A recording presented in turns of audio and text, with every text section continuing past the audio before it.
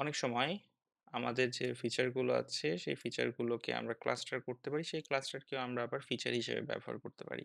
তো এই ভিডিওতে আমরা সেটাই দেখব। তো আমি এখানে অলরেডি একটা ডাটাসেট তৈরি করে নিয়েছি। পান্ডাস ডাটা ফ্রেম তৈরি করছি এখানে। আপনারা দেখতে পাচ্ছেন একটা ডাটা ফ্রেম। তো নরমাল অবস্থাতে আমাদের সকলের কাছে কোনো না কোনো ডাটা সেট থাকে। ডাটা সেটটা এরকমই হয় আরকি। তো আমাদের কাছে ২ টা ফিচার আছে। এই ২ টো ফিচারকে আমি ১ম এ ক্লাস্টার করব এবং ক্লাস্টার করার পরে ওইটার থেকে আমি গ্রুপ তৈরি করব। সেই গ্রুপটাকে আমরা যাতে আবার ফিচার হিসেবে ব্যবহার করলেও করতে পারি। আমাদের এই সিচুয়েশনটা ক্রিয়েট করতে হচ্ছে এখানে।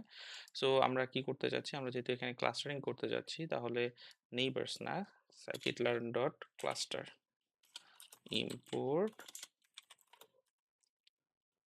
k-means k-means clustering ওকে। সো আমরা k-means clustering কে নিয়ে নিলাম। এখন আমরা ক্লাস্টারস তৈরি করতে যাচ্ছি।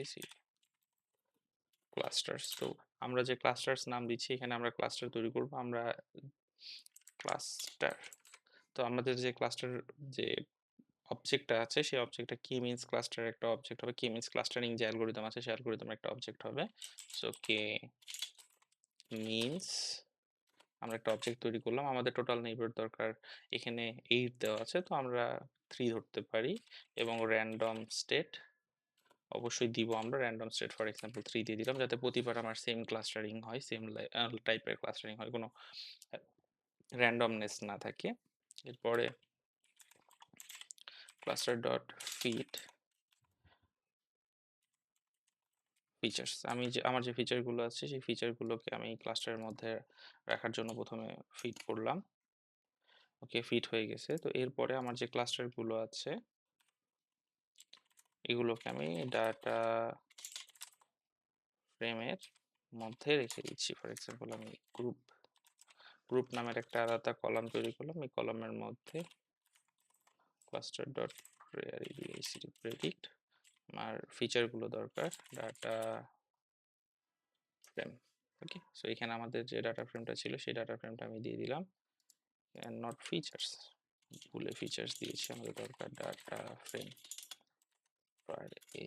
ডাটা ফ্রেম তো আমি ডাটা ফ্রেমটাকে নিলাম ডাটা ফ্রেমের উপরে ফিট করলাম এবং সেই ডাটা ফ্রেমটাকে আমি ক্লাস্টারিং করতেছি ক্লাস্টার করে আমরা গ্রুপের মধ্যে দিচ্ছি এবং আমি যদি ডাটাটা শো করি ডাটা ফ্রেমটা তাহলে আপনারা দেখবেন এই যে আমরা দেখতে পাচ্ছি আমাদের এই যে ফিচারগুলো ছিল সেই ফিচারগুলো কোনটা কোন গ্রুপের মধ্যে পড়তেছে এখানে কিন্তু আমাদেরকে ভাগ করে দিয়েছে ওকে সবগুলোকে তো এখানে আসলে আমরা কি করলাম আমরা কিন্তু এখানে কোনো সুপারভাইজ লার্নিং ইউজ করে ক্লাস্টারিং অ্যালগরিদম ইউজ করে মানে আলাদা আলাদা ক্লাস্টারে ডিসক্রিমিনেশন টাইপের যে কাজটা আছে ডিসক্রিমিনেটর আমরা এখানে ইউজ করি না আমরা আসলে ডিসক্রিমিনেটর ইউজ করছি বাট আমরা ফিচার জেনারেট করার জন্য করেছি তো সেই ফিচারটা কি আমরা গ্রুপ নামের একটা ফিচার তৈরি করলাম গ্রুপ নামের একটা ফিচার তৈরি করলাম কিভাবে আমরা ক্লাস্টারিং করলাম আনসুপারভাইজড ওয়েতে ক্লাস্টারিং করে সেই ক্লাস্টারিংকে আমরা গ্রুপ হিসেবে এখানে রাখলাম এটাকে যাতে আমরা পরবর্তীতে ইউজ করতে পারি এটাও আমাদের একটা ফিচার হিসেবে কাজ করবে ওকে থ্যাংক ইউ